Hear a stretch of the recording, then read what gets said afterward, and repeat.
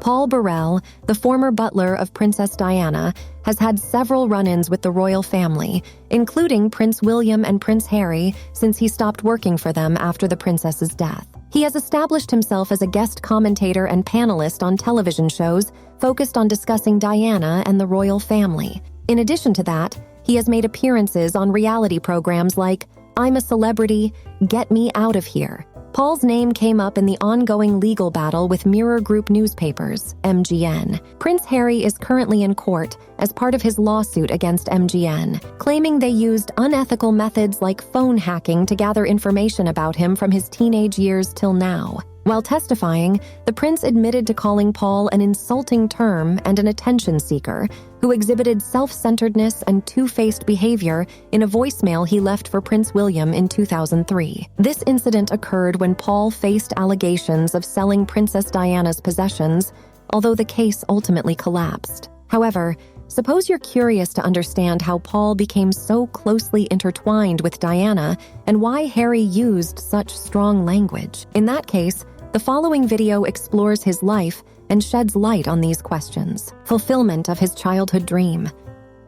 In June 1958, Paul Burrell entered the world in Grassmoor, a pit village near Chesterfield in Derbyshire. His father, Graham Burrell, worked as a driver for the coal board, and his mother, Beryl Kirk Burrell, provided him with love and care. Growing up in a mining community, Paul resided in a modest terraced house where the absence of a bathroom meant his mother would wash him at the kitchen sink. At the age of 8, during his first visit to London with his parents, Paul had a remarkable encounter with Buckingham Palace. As he witnessed the changing of the guard ceremony, he turned to his parents and confidently declared, "One day, I'm going to work here." Little did he know the path that lay ahead.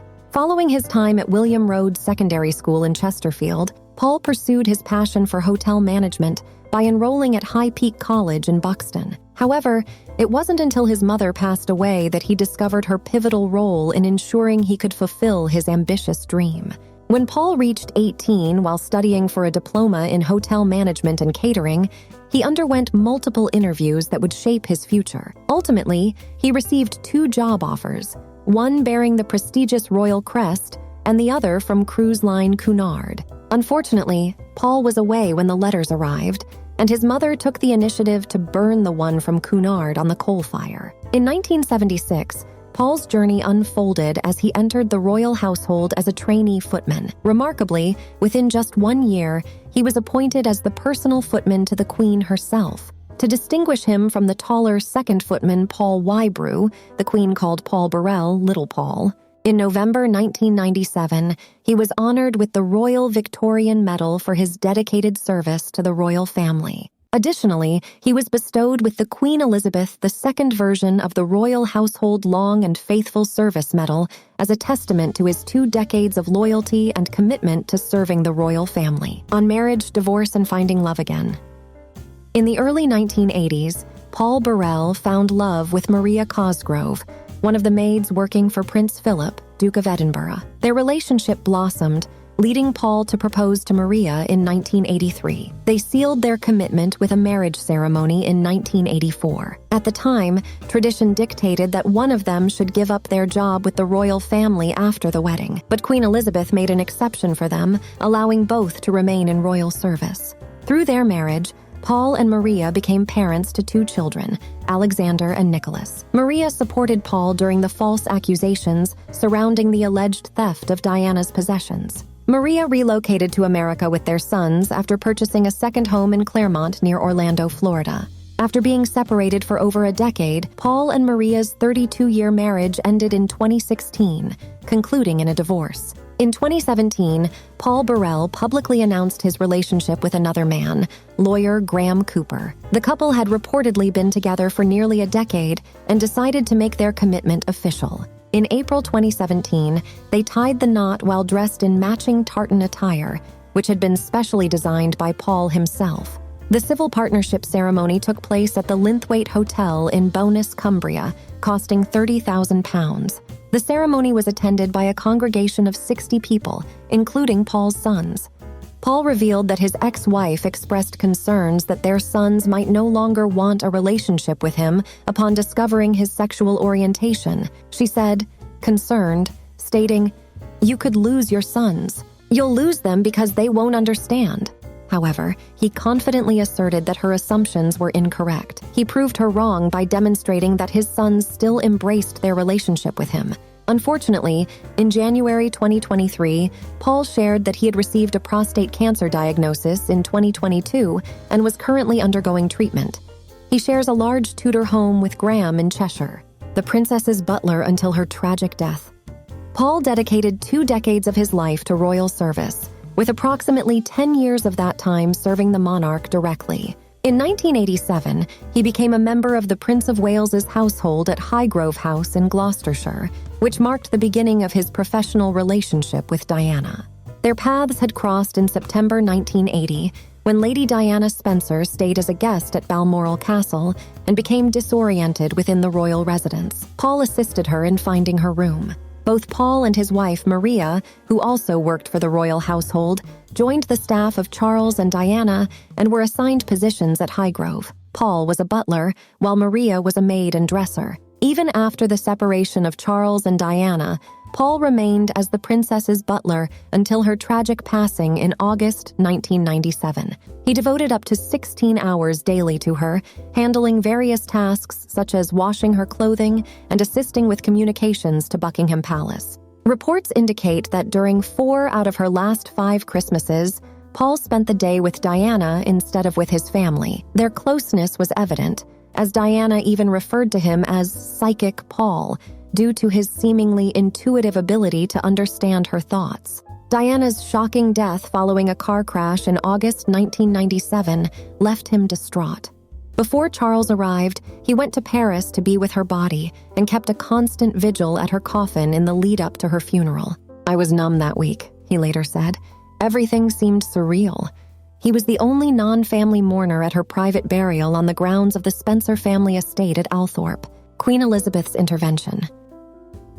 In 1997, Paul's time working for the royal family ended after Princess Diana's tragic death. Following her passing, Paul was chosen to be part of a small group responsible for sorting through her belongings. Princess Diana's apartment at Kensington Palace was filled with beautiful dresses, expensive jewelry, and handwritten letters. While Diana's family wanted to get rid of some items, Paul believed everything should be saved for Princes William and Harry. Despite their disagreement, he decided to take matters into his own hands. He brought some of Diana's possessions back to his home in Cheshire and hid them away in the attic. However, in June 1998, 10 months after Diana's death, a police officer saw him pulling up at Kensington Palace at 3:30 a.m. He went inside and came out carrying 2 dresses and a wooden box. 3 years later, an investigation was launched into the sale of Diana's items, reportedly being sold in the U.S. Detective Chief Inspector Maxine de Brunner and 3 other police officers wasted no time and conducted a dawn raid on Paul's home in Cheshire.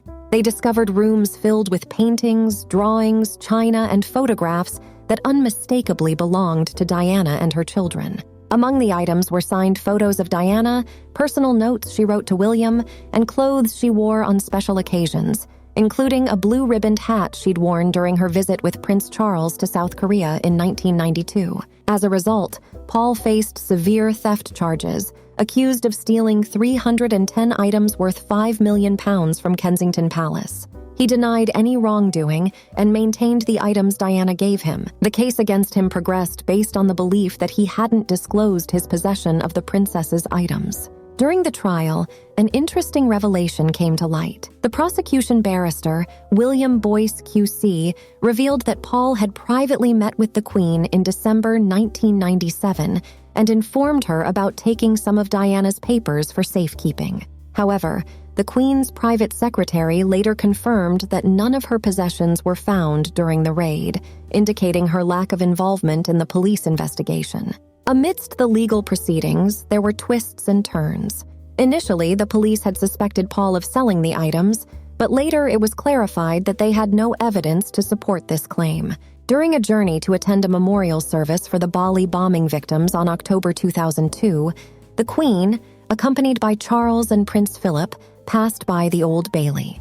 The Queen noticed a crowd gathered outside and curiously inquired about the reason. Charles then informed her that Paul Burrell was currently on trial. Surprisingly, the Queen had been unaware of Paul's prosecution until that moment. Then she mentioned that some years before, Paul had sought an audience with her to explain that he was caring for some of Diana's papers, and she had agreed that he should do so. Due to the crucial new information regarding Paul's disclosure of holding items for safekeeping, the prosecution concluded that the trial was no longer viable. The judge, Mrs. Justice Rafferty, dismissed the jury, and Paul Burrell walked away a free man on November 1, 2002. If the trial had continued, he might have faced questioning not only about his time as a butler, but also about his experiences working for the Queen and Princess Diana. Paul expressed joy and gratitude outside the courtroom, remarking that the Queen had come through for him. His relief was evident as he celebrated his newfound freedom. Memoir Row. The former butler's life has been filled with ups and downs since Diana's tragic passing. Paul hit rock bottom while grieving for his friend, whom he fondly called My Rock.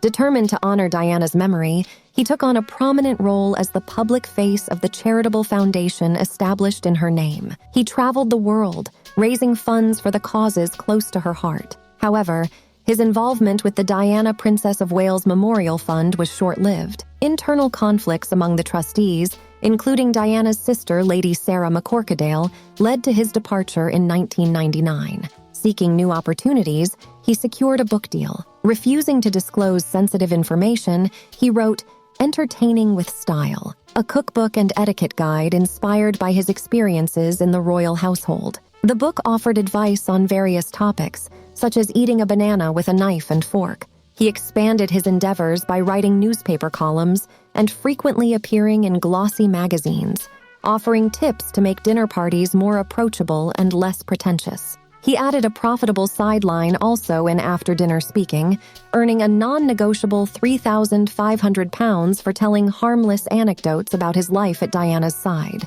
Through the agency Tailor-Made Speakers, he shared tales from his nearly 2 decades of service with the Queen, the Duke of Edinburgh, and the Prince and Princess of Wales. Throughout these ventures, he always emphasized how Diana's generosity and compassion inspire him. It was revealed during his trial that she generously gave away many of her belongings, including clothes. Defending his activities to earn a living, he made it clear in 2001 that he had no intention of revealing embarrassing details about Diana's life. He deeply respected her and chose to celebrate her through his storytelling. He firmly stated, "I sing her praises. I do not denigrate her." However, he authored the controversial book, A Royal Duty, in 2003, including a private letter Diana wrote 10 months before her death. This publication caused a rift between him and Princes William and Harry, who issued a statement condemning his actions, describing the memoir as a cold and overt betrayal.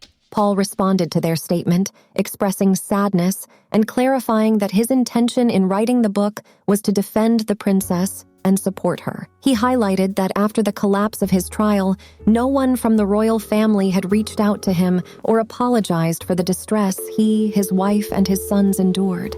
He stood by his decision to write the book, asserting that he told the truth, believing it was what the British public deserved to know. As reported by The Sun, Paul Burrell had a secret meeting with the royal brothers at Kensington Palace in 2017 before Prince Harry announced his engagement to Meghan Markle. The purpose of this meeting was for the princes to have a conversation with someone who had been close to their mother, Princess Diana. They hoped that Paul could provide insights and clarity about certain aspects of their mother's life. The meeting was kept confidential, and Paul respected their request for secrecy. According to a source, Paul willingly shared everything he knew to shed light on their shared memories. While this meeting seemed to go well, it didn't completely resolve the underlying tension between Paul Burrell and the royals. Harry's book. 2 decades later, Prince Harry has authored his memoir, Spare, where he directly mentions Mummy's butler, referring to Paul. Learning about Paul's book infuriated Harry, and he accused him of exploiting his mother's absence for financial gain, stating it made his blood boil. Harry revealed his initial desire to return from a trip to Australia to confront Paul. Still, King Charles and Prince William dissuaded him, advising a united condemnation as their course of action. Following the recent publication of Harry's book, Paul responded by sharing his emotional reaction, confessing that he burst into tears while reading what Harry had written about him. In an interview with The Sun, Paul reminded Harry of the circumstances that led to his book, explaining that he had endured a harrowing 2-year trial where he was falsely accused of theft. Paul emphasized that Harry was well aware of his unwavering devotion to his mother, both in her lifetime and through his writings. Final thoughts. The intertwined stories of Paul Burrell and the royal family provide a fascinating glimpse into the complexities of life in the public eye and the enduring power of loyalty and devotion. As we navigate the emotions and controversies surrounding these relationships, we are left to ponder the blurred lines between personal gain, truth-seeking, and the protection of cherished memories. Feel free to share your thoughts in the comments section, and if you enjoyed the video, remember to give it a thumbs up and subscribe to Modest Narratives.